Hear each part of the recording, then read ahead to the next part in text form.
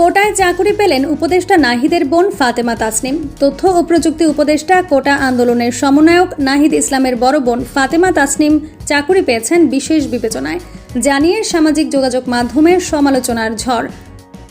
কোটা আন্দোলনের পর স্বৈরাচার হাসিনার পতনের মূল নায়ক ছিলেন সমন্বয়ক নাহিদ ইসলাম। দেশের কাঠামো পরিবর্তনের উপদেষ্টার দায়িত্ব নিয়েছে তরুণ এই নেতা। সম্প্রতি একটি খবরের সমালোচনা তৈরি হয়েছে নাহিদ ইসলামকে নিয়ে। নাহিদ ইসলামের বোন ফাতেমা তাসনিমকে কানাডাস্থ বাংলাদেশ মিশনের পাবলিক রিলেশন অফিসার হিসেবে নিয়োগ দেওয়া হয়েছে।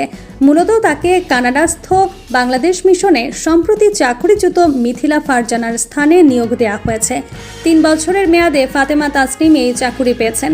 তাকে আগামী 1 অক্টোবর কানাডায় জয়েন করার নির্দেশনা দেওয়া হয়েছে বাংলাদেশ পররাষ্ট্র মন্ত্রণালয়। ফাতেমা তাসনিম জগন্নাথ বিশ্ববিদ্যালয় থেকে ইংলিশে অনার্স ও মাস্টার্স করে মগবাজারে একটি কোচিং সেন্টারে পড়াতেন। এদিকে বিশেষ বিবেচনায় এই নিয়োগে ফাতেমা তাসনিম তার স্বামী আরিফ সোহেল সহ কানাডা যেতে পারবেন বলে নিশ্চিত করা হয়েছে।